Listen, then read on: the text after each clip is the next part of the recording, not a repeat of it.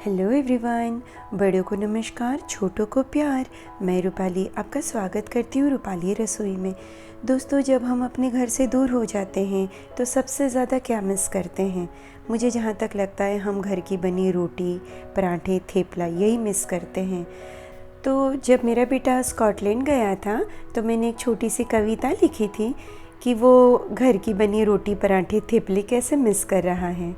तो आज जब वो लौटा है तो मैं उसी की फरमाइश पर ये थेपले बना रही हूँ। आज मैं बना रही हूँ मेथी का थेपला। तो यहाँ पर मेथी थेपला के लिए मेथी को कप में लाइटली पैक करके मैंने मेजर किया है। तो मेथियों को धोना बहुत इम्पॉर्टेंट है, उसमें बहुत मिट्टी होती है, तो उसे पानी में भिगो के रखना चाहिए 15 मिनट के लिए, ताकि मिट्टी नीचे सेटल हो जाए और ऊपर से धीरे से मेथी को इस तरीके से छान के दोबारा दूसरे पानी में सोख करके रख दें। और तब तक हम बनाएंगे इंस्टेंट पिकल्ड चिलीज़, जिसको बोलते हैं रायता मिर्चा। तो थेपले के साथ खाए जाने वाले मिर्चा नॉन स्पाइसी, मतलब कम तीखे और लाइट ग्रीन कलर के होते हैं, लेकिन हिमांशु क्रेव कर रहा है तीखी मिर्ची, इसके लिए मैंने डार्क चिलीज़ ली है। और इसमें बहुत कम इंग्रेडिएंट्स की ज़रूरत है: सरसों की दाल, नमक, नींबू और मिर्ची। रेसिपी की सारी सामग्री की लिस्ट आप डिस्क्रिप्शन बॉक्स में चेक करें, इंग्लिश में भी और हिंदी में भी। अब यहाँ पर देखिए, मैंने एक रोड साइड से ये चिली कटर लिया था, जिससे मैं इस प्रकार से चिलीज़ को कट कर ले रही हूँ। आप चाकू से भी राउंडल्स कट कर सकते हैं। आप ये आथेला मिर्चा या फिर रायता मिर्चा बनाने के लिए लाइट ग्रीन की कम तीखी मिर्चें यूज़ करें, और 2 नींबू और नमक डाल के इन मिर्चियों को हमें एक साइड रख देना है 1 से 3 घंटे के लिए।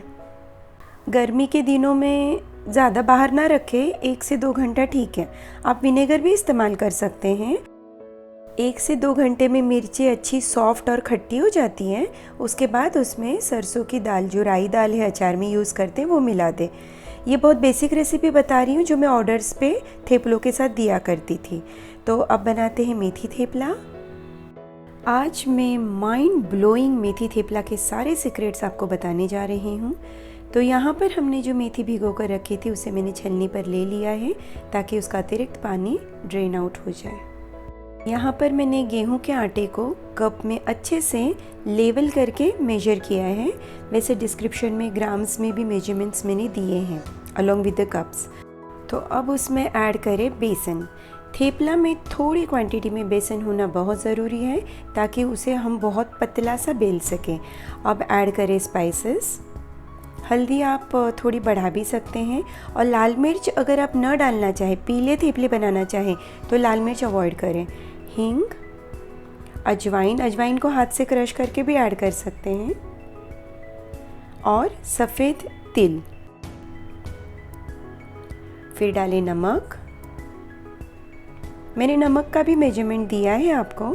अब ये सारे आटे को अच्छे से मिक्स करके अब उसमें ऑथेंटिक फ्लेवर के लिए मूंगफली का फिल्टर्ड ऑयल यूज़ करें।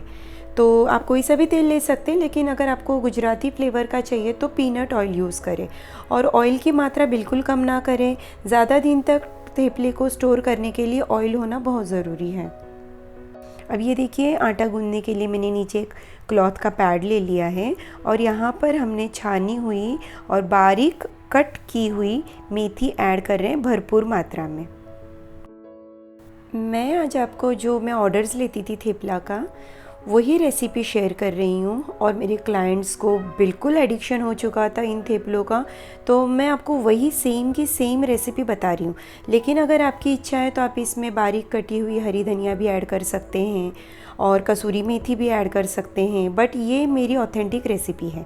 अब यहाँ पे देखिए, हमने तेल को अच्छे से पूरी तरह से मसल लिया है आटे में, अच्छे से थोड़ी देर के लिए।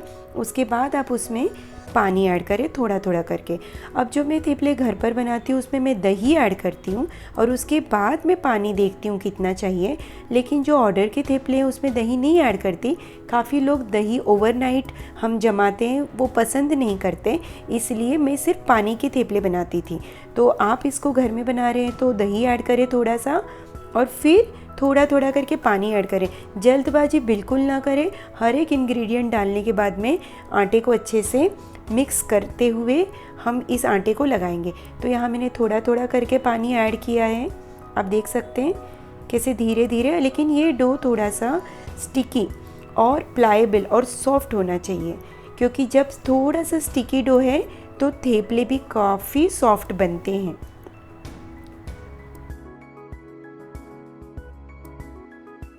मैंने आज दही का इस्तेमाल नहीं दिखाया आपको, इसलिए मैंने इतना डो लगाने में पौना कप 150 ml वाटर यूज़ किया है।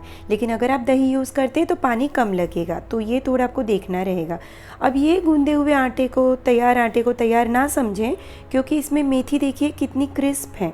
हम जब थेपला बेलने जाएंगे तो वो थेपले फटेंगे, इसलिए इसको 1 घंटे का रेस्ट देना बहुत ज़रूरी है। तो यहाँ पर मैंने 1 घंटे का रेस्ट दे दिया है, तो आप देख सकते हैं मेथी भी नरम पड़ जाती है और आटा भी पहले से थोड़ा और सॉफ्ट होके सेट हो जाता है। बस यही आटा हमें चाहिए थेपले के लिए। अब देखिए हम क्या करेंगे, इस आटे को थोड़ा सा फिर से एक बार मसल लेंगे, इस तरीके से धीरे धीरे, इस तरीके से देखिए फोल्ड कीजिए और ऐसा रोल कीजिए, फिर से फोल्ड कीजिए और रोल कीजिए। इसी प्रकार से इस आटे को हम लोग थोड़ा सा मसलेंगे। आपने ध्यान दिया होगा कि थाली में नीचे आटा थोड़ा सा चिपक रहा है, क्योंकि हमें यही कंसिस्टेंसी का डो बनाना है सॉफ्ट थेपले के लिए। आप देख रहे हैं, अब इसमें थोड़ा सा ऑयल इस प्रकार से डैप करके आटे को सेट कर लें। अब ये हमारा परफेक्ट थेपले बनने के लिए आटा बिल्कुल से रेडी है। अब देखिए कितना क्यूट भी दिख रहा है। गूंदे हुए आटे को प्रोफेशनली हम क्या करते हैं, पहले 2 हिस्सों में डिवाइड करते हैं, फिर और 2 हिस्सों में, ऐसे इक्वल हिस्सों में हम इसे डिवाइड करते हैं। तो आज मैं क्या कर रही हूँ, थोड़ा सा डो ये दूसरी रेसिपी के लिए या फिर बाद में थेपले बनाने के लिए मैं साइड में करके फ्रिज में रख दे रही हूँ डिब्बे में। आप बच्चों के टिफ़िन के लिए भी इस प्रकार से रख सकते हैं। अब यहाँ पर मैं क्या कर रही हूँ, टेबल स्पून का मेजरमेंट करके आप इस प्रकार से देखिए डो नाप सकते हैं। लेकिन हम इस प्रकार से भी कट कर सकते हैं डो कटर की सहायता से। तो हमें फाइनली चाहिए 22 से 25 ग्राम का डो। तो हमारे इतने आटे में, जो टोटल आटा हमने गूंदा है, उसमें हमारे 30 से 32 थेपले बनते हैं। तो मैंने एक हिस्सा रख दिया है, इसलिए आज हम यहाँ पर 24 थेपले बना रहे हैं। अब सारी लोइयों को अच्छे से हथेलियों के बीच में रख के गोल करके इस तरीके से थोड़ा थोड़ा फ्लैट करके ढक के रख दें। और क्या करें, आप अभी यहाँ पर थेपला बेलने के लिए एक सेटअप रेडी कर ले, जिसमें नीचे भी अच्छे से न्यूज़पेपर बिछा ले ताकि प्लेटफॉर्म ज़्यादा गंदा ना हो। लेकिन मैंने नहीं बिछाया, तो अब एक साइड में भी मैंने न्यूज़पेपर लिया है जिस पर मैं बेले हुए थेपलों को रखने वाली हूँ। थेपलों को बेल कर थाली में मत रखें, उससे फिर वो एक दूसरे को चिपकने लगते हैं, क्योंकि हमारा डो काफ़ी सॉफ्ट है।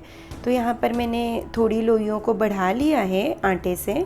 अब एक लोई को लेकर उलट पलट के इस प्रकार से उस पर आटा लगाते हुए एकदम पतला बेलेंगे, क्योंकि हमारा डो काफ़ी सॉफ्ट है तो वो खुद से भी आगे बढ़ते रहता है। देखिए आप, बेलने में ज़्यादा दिक्कत नहीं आती है।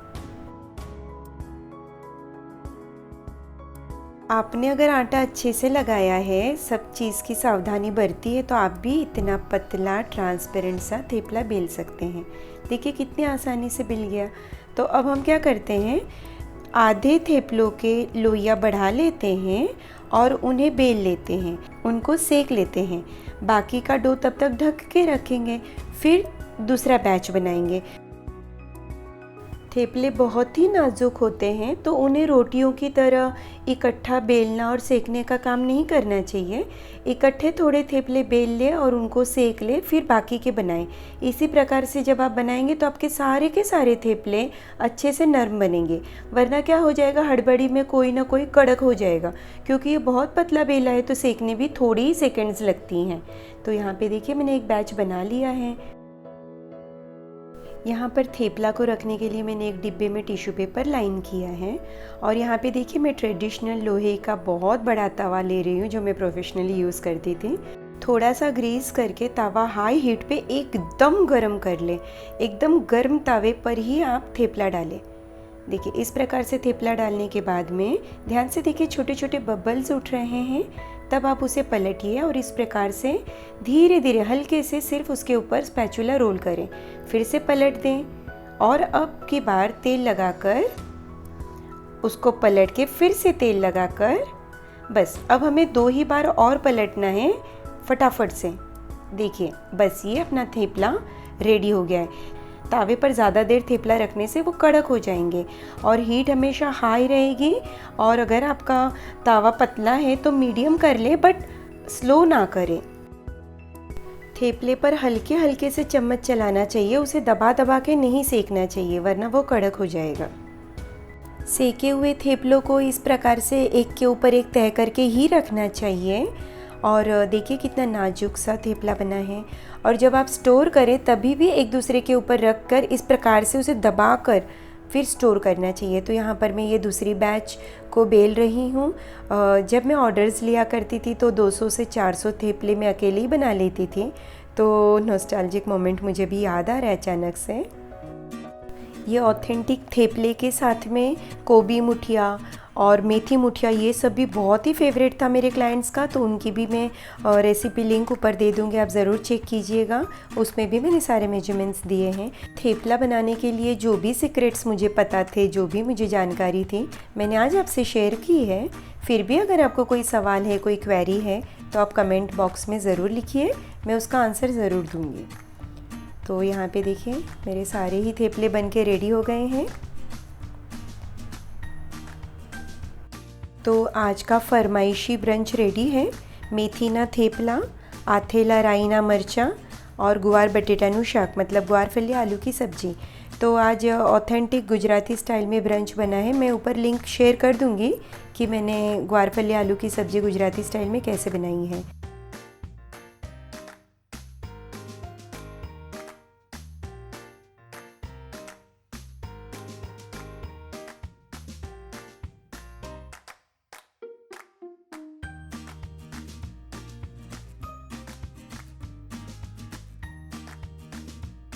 और ये कुछ फ़ोटोग्राफ्स पुराने एल्बम से जब मैं ऑर्डर्स लिया करती थी। तो दोस्तों आज के लिए बस इतना ही। मिलती हूँ अगली बार एक नई वीडियो के साथ में। तब तक खुश रहें और खुशियाँ बांटें। Bye bye.